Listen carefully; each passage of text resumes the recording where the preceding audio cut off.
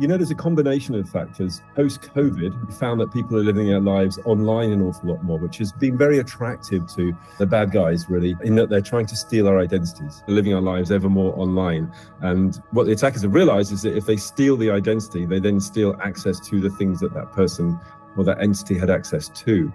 But the good news is organizations, particularly in Africa, are taking the opportunity to take another look at their security architecture and address it with modern cloud-native solutions such as Cloudflare's. All of the services that we provide are available in all of the places where we are. So that means that organizations in Africa can have the same access to compute power around development, around networking, around storage, around network security, around security such as zero trust network access.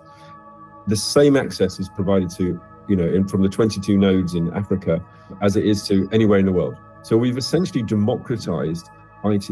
Try and think differently. Just imagine a world where you don't have to be constrained by access to those technologies. What could you do with it?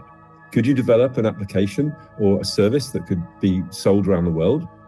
Could you do it by embedding zero trust security into it? Could you then hire people from perhaps Asia or America to help you if they had the skills? Because with zero trust security, that is certainly possible because we're protecting the identity, not just the application.